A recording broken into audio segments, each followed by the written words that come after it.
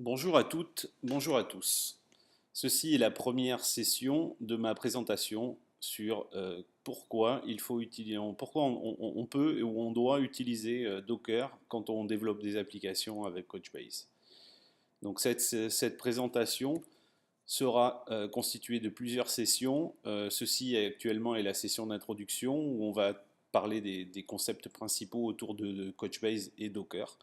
Elle sera suivie de la session 1 qui expliquera comment on peut dockeriser Couchbase, c'est-à-dire comment on peut faire tourner, fonctionner Couchbase dans Docker sur son poste de développement. La session 2 étendra en fait ce fonctionnement pour se rapprocher d'un fonctionnement plutôt isoprod en ayant plusieurs nœuds qui fonctionnent sur son environnement de développement et qui constituent en fait un cluster. Et donc à cette occasion-là, on pourra regarder et je vous montrerai comment mettre en place de la réplication et comment bien gérer la réplication dans Couchbase, comment lire les données, même quand un serveur un nœud est tombé.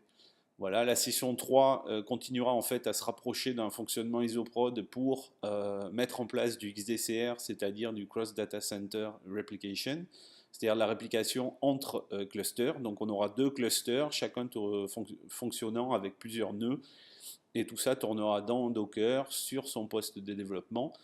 Vous allez me dire quel est l'intérêt? L'intérêt est et premièrement de pouvoir se rapprocher d'une architecture de production, de pouvoir tester dans des environnements de développement au plus tôt du projet à la fois la réplication intra et inter-cluster, être capable ainsi de valider ces développements et de ne pas se retrouver, une fois qu'on est sur nos environnements de production, avec des problématiques de perte de données, alors qu'on a mis en place une architecture distribuée qui a justement pour but d'avoir de la haute disponibilité. Il y a des stratégies que l'on peut mettre en place sans utiliser Docker, mais elles ont souvent recours à des fermes de serveurs. Ces serveurs-là peuvent être accédés par plusieurs développeurs, mais à ce moment-là, on peut avoir de l'accès concurrent, etc.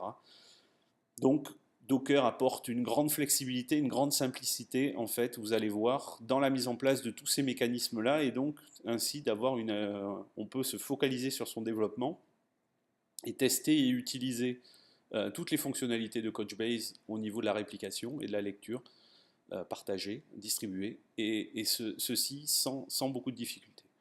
La session 4, on essaiera d'attaquer le déploiement dans le cloud et voir comment on peut, sur du Windows Azure ou du Google App Engine, voire de l'OpenShift, quand la version 3 sera sortie, ou peut-être du Cloud Foundry, je n'ai pas encore regardé, ou de l'Amazon, voir comment on peut déployer facilement dans le cloud ces clusters Couchbase. Et la session 5, on va essayer de voir la partie un petit peu autour de Docker et donc tous les différents outils qui sont à disposition comme Composer, qui est le nouveau nom de Fig, et Kubernetes, c'est-à-dire comment gérer l'orchestration, le cycle de vie de son application, de ses nœuds, etc.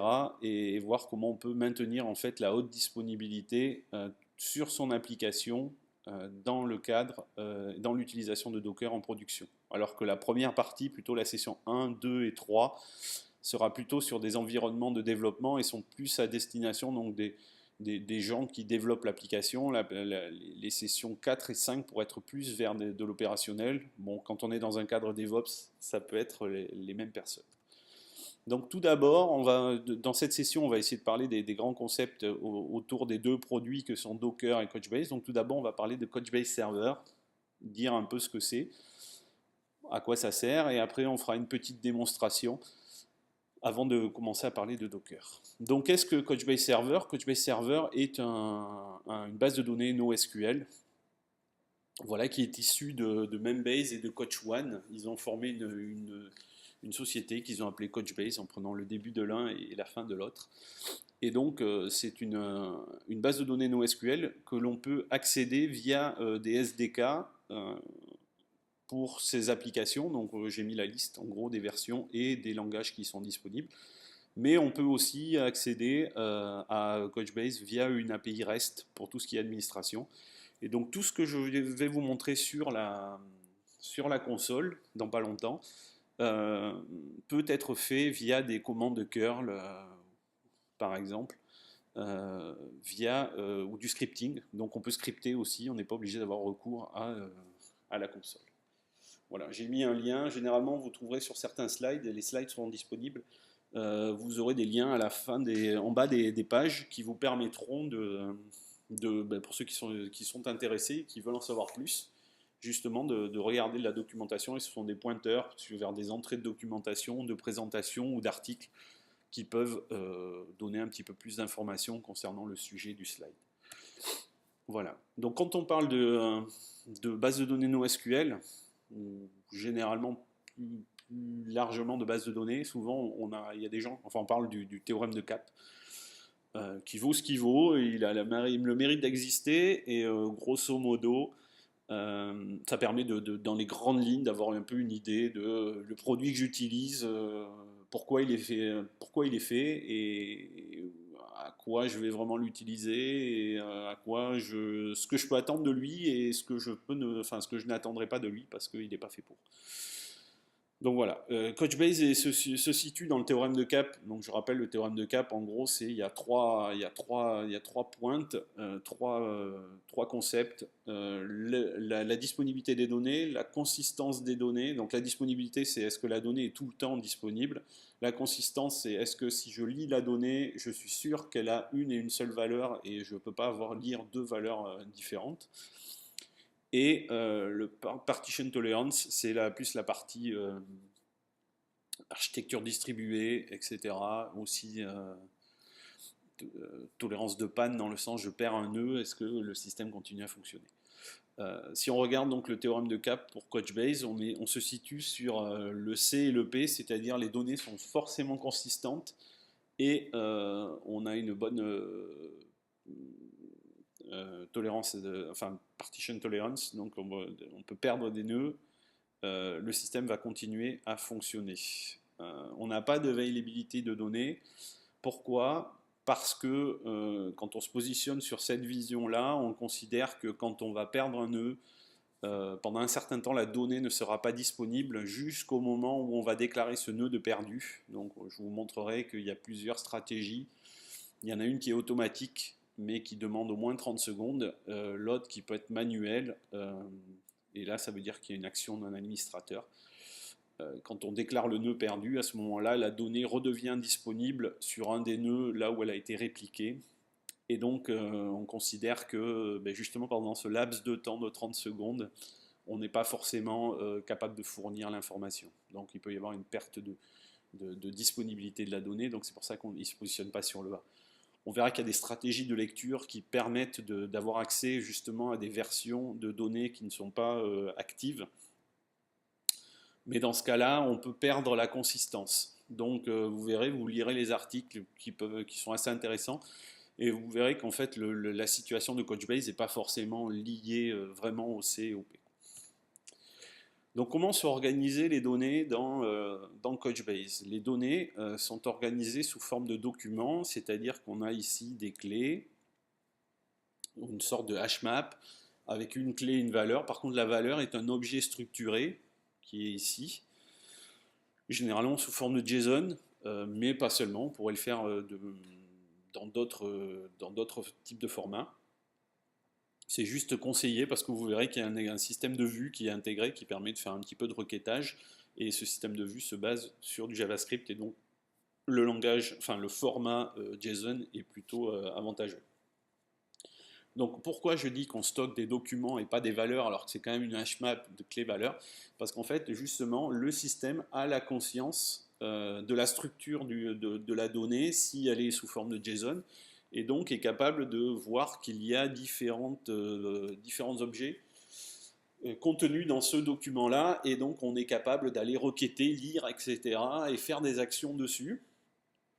Et donc on est sur un système de NoSQL orienté documents. Il y a 4 familles de bases de données NoSQL. Les bases de données orientées graphes comme Neo4j, les bases de données orientées documents, donc comme par exemple MongoDB ou Couchbase, des bases de données orientées colonnes ou des bases de données orientées clés-valeurs. Voilà. Donc pour ceux qui en veulent plus, toujours le petit lien en bas du slide. Donc, d'où vient Couchbase? Couchbase vient du monde du cache, et c'est le premier use case vers lequel enfin, il était fait au début pour répondre à ce besoin-là. On y trouve encore des restes de même cache ID, etc. Donc on est vraiment sur quelque chose de très orienté cache. Petit à petit, il se déplace, et il se déplace vers un monde plus de NoSQL, de stockage de données, etc. Pas forcément de cache. Et toujours en ayant à l'idée de garder un accès extrêmement rapide sur un grand volume de données. Donc c'est vraiment le credo de Couchbase, enfin en tout cas de mon point de vue, c'est de garder toujours à l'esprit qu'ils veulent, même si on gère des gros volumes de données, avoir toujours un accès rapide. Donc je vais vous faire une petite démonstration de Couchbase. Là, il n'y aura pas de code, je vais me connecter à la console d'administration et je vais démarrer mon cluster Couchbase et vous montrer un petit peu l'administration, ce qu'on peut faire. Donc si je regarde, mon serveur est là, voilà. Donc je viens de lancer mon Couchbase sur mon environnement de dev, et il est installé, on voit que c'est localhost qui est utilisé, on attaque sur le port 8091. Et donc, c'est vraiment la version qui est installée sur mon poste de développement. Donc là, on est sur la 2.2.0. La problématique, c'est que j'ai installé la 2.2.0, mais si à un moment donné, un développeur ou un besoin sur une feature doit être développé sur une autre version, on veut tester plusieurs versions en parallèle, on n'aura pas la capacité justement de pouvoir tester plusieurs versions en parallèle sur son environnement de dev sans avoir à désinstaller, etc. Donc on verra que c'est là où Docker peut nous apporter justement toute la flexibilité nécessaire. Donc là, je vais configurer mon cluster local. Donc je vais lui allouer, pas forcément 5 mégas. Je démarre mon cluster. Le cluster est démarré, je n'y mets pas de samples. Les samples sont déjà des données qui sont disponibles à l'installation, qui permettent de rapidement tester des petits bouts de code, etc. Et donc qui fournissent déjà des données. Et avec ça, on peut commencer à regarder un petit peu avec ces samples comment fonctionne un petit peu plus en avant Couchbase. Donc je vous conseille d'utiliser le beer sample par exemple, qui permettra, il y a des vues, etc. Et puis il y a des petits bouts de code qui sont libres et disponibles dans la documentation qui utilisent justement le beer sample. Donc, je vais déclarer un bucket. Qu'est-ce qu'un bucket? Un bucket, c'est un espace mémoire dans ce cluster-là. Et en gros, je pourrais déclarer plusieurs buckets, plusieurs espaces mémoire. Et à chaque espace mémoire aura sa propre configuration. Donc, par exemple, je vais lui allouer sur les 1 giga 5, enfin 42, je vais lui allouer 453 mégas à ce bucket. Donc, ce qui me permet d'avoir plusieurs buckets partagés dans mon cluster. Et chaque bucket a sa propre configuration. Donc on peut avoir sa propre stratégie de réplication, par exemple, etc. Et donc chaque type de données, fonctionnel, métier, aura tout son intérêt d'avoir son propre bucket pour pouvoir justement avoir sa propre stratégie de réplication. Des données qui seront purement de cache, par exemple, on n'aura pas forcément besoin de faire de la réplication, en considérant que de toute façon c'est du cache, s'il n'est pas disponible, on ira le rechercher là où il est stocké. Par contre, sur de la donnée qui est écrite et peut-être de manière transitoire via ce système-là avant d'être inscrite dans un référentiel, cette donnée aura tout intérêt à être répliquée un certain nombre de fois pour être sûr de ne pas perdre la donnée.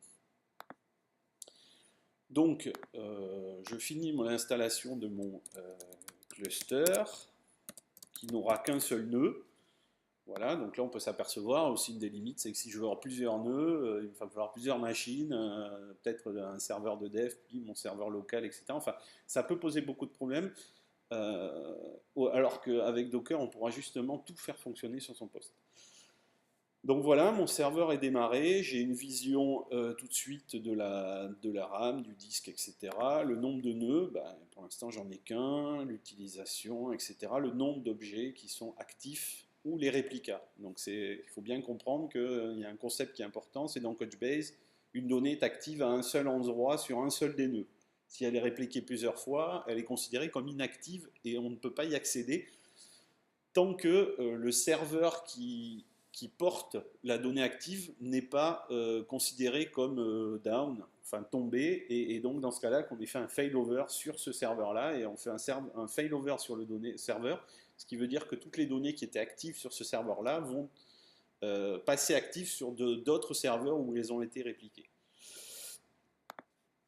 Je vais regarder, donc j'ai un seul bucket, le bucket par défaut. Je vais pouvoir être capable de créer des documents. Donc voilà, par exemple, je crée un document avec l'ID 1. J'ai aucun, enfin actuellement c'est juste pour tester. Voilà, et maintenant j'ai une donnée dans mon cluster, et cette donnée est ici.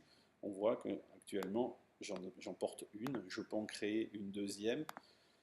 Hop là, je me suis trompé, je vais trop vite, pardon. Je crée une deuxième donnée.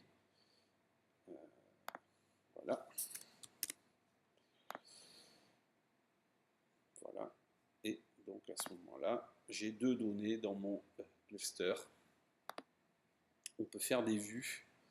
On peut faire du cross data center replication. On peut voir les logs, voilà, dans l'IHM.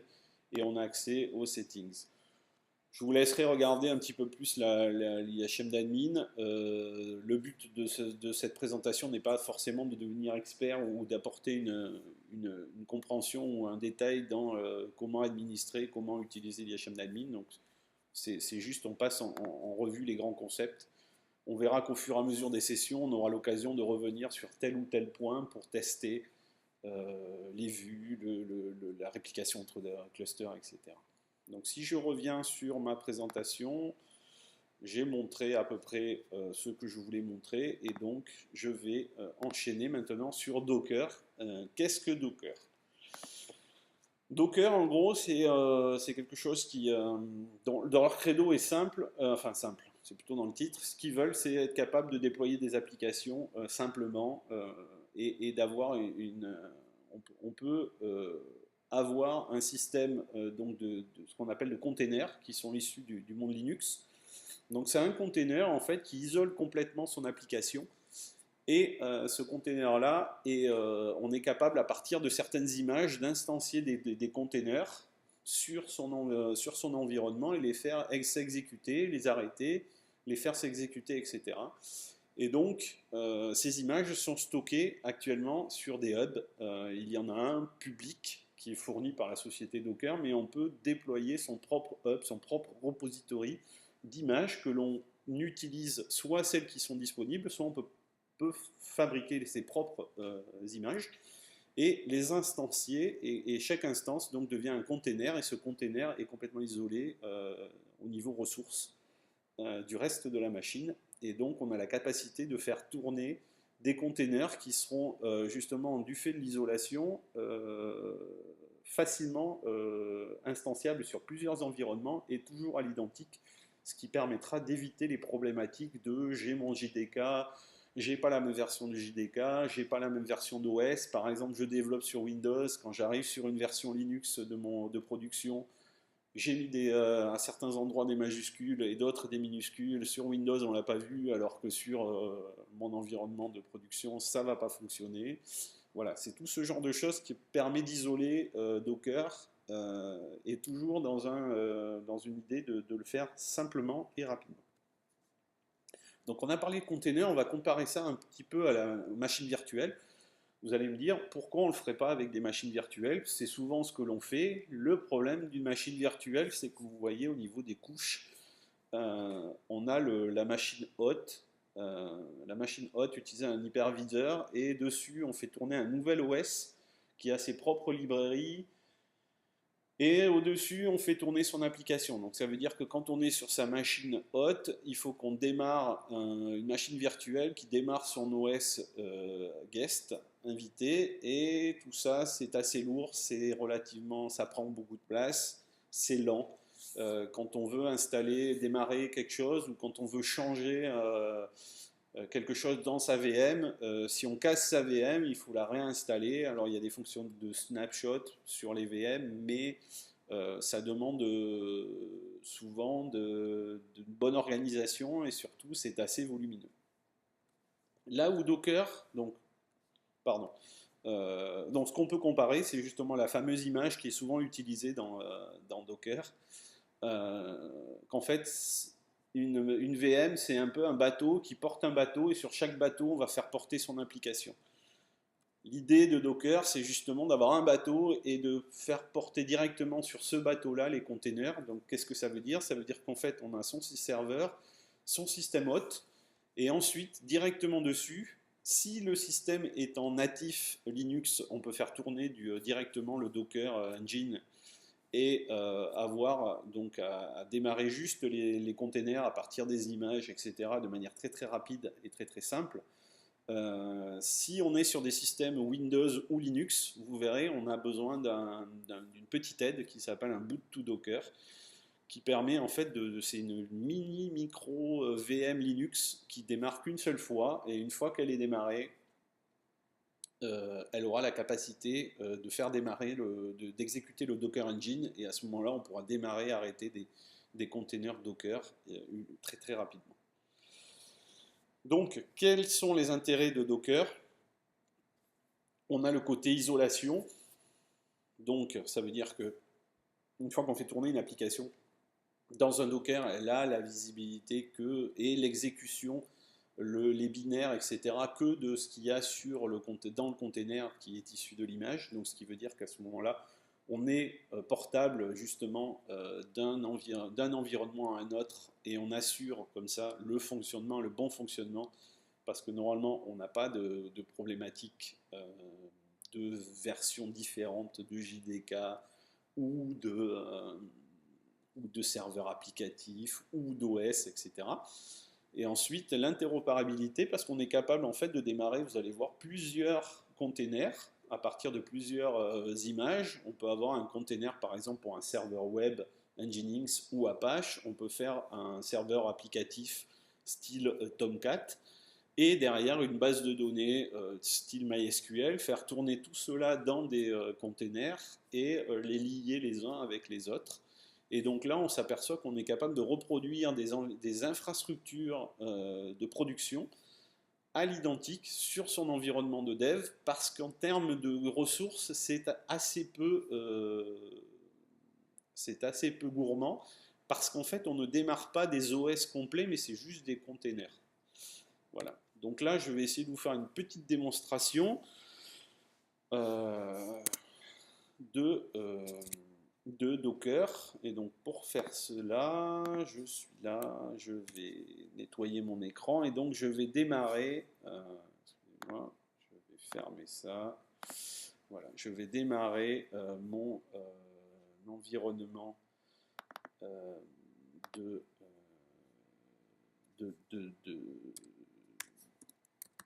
mon environnement Docker. Donc, je vais regarder si déjà mon boot to Docker est démarré. Donc, il est démarré. Je vais l'arrêter pour vous montrer quelque chose. Si pendant ce temps, je fais un VirtualBox, voilà, on voit que mon VirtualBox, il est à l'état éteint. Donc, si je fais un status, là, je suis à Power Off. Si je fais un Start, là, on voit derrière qu'on est en train de démarrer justement la petite VM, la micro VM qui va me permettre de lancer le Docker Engine. Donc là, ce qu'on peut voir, c'est que c'est un petit peu long. Effectivement, ça représente un petit peu comme quand on est dans un monde de machines virtuelles, et donc on est obligé de démarrer sa VM à chaque fois. Donc, une fois qu'on a fait ça, pour toutes les autres commandes, on n'utilisera plus boot to Docker. Alors, vous avez toujours la possibilité de vous connecter sur la machine boot to Docker et réaliser des actions, etc. Dans certains cas, c'est utile. Je vous montrerai, on le fera. Pour l'instant, dans l'exemple qu'on veut faire, il n'y a pas d'intérêt. Donc maintenant, on va utiliser des commandes Docker. J'ai une première commande qui va me donner la liste des process Docker qui sont en train de fonctionner, de tourner, etc. Je n'en vois pas actuellement. Il n'y en a pas qui tournent. Donc, ce que je vais faire, je me suis mis des petits raccourcis, je vais faire tourner le fameux Hello World qui est même fourni avec Docker une fois qu'on l'a installé. Donc, je vais tourner un container, voilà, qui me fait juste l'exécution et m'affiche un Hello from Docker et qui m'explique ce que ça va faire, etc. Et donc, bon là, ça n'a pas de grand intérêt, mais on voit que on vient de faire tourner en fait un Hello World dans un container, et ce container a démarré et s'est arrêté, il n'existe plus. Si je refais un Docker PS, il n'existe pas. Donc bon, ça n'a pas grand intérêt, ça a juste prouvé que Docker est bien installé sur mon poste. L'étape suivante qui me semble plus intéressante, c'est qu'on va démarrer juste un Ubuntu. Donc j'ai téléchargé une image Ubuntu et je vais l'exécuter sur mon environnement de développement. Je vais démarrer un container Ubuntu et voilà les options. Le -d va me dire qu'il faut qu'il continue à vivre même au-delà de l'exécution de la commande. J'aurai un TTY, un Ubuntu et ça me lance. Voilà. Et là je viens de démarrer, voilà l'ID de ma machine. Et donc, si je fais un Docker PS, je me retrouve à effectivement avoir mon premier container qui est up and running, qui est en train de tourner, voilà, avec la commande bash. Et donc, voilà son nom. Je ne lui ai pas donné de nom, donc à ce moment-là, le système m'en fournit un de manière aléatoire avec des noms un peu bizarres, mais pas de problème. Donc, ce qui veut dire qu'à partir de ce moment-là, je peux me connecter sur mon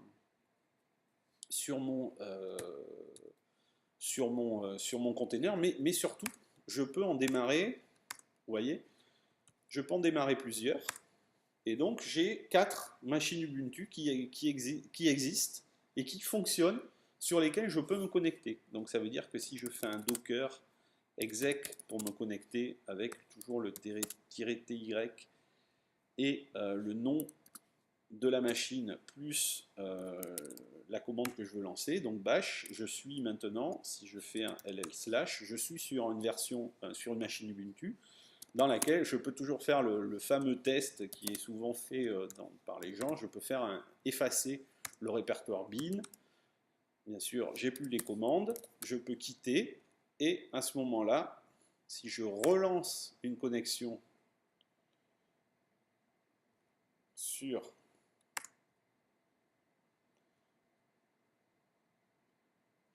mon Docker.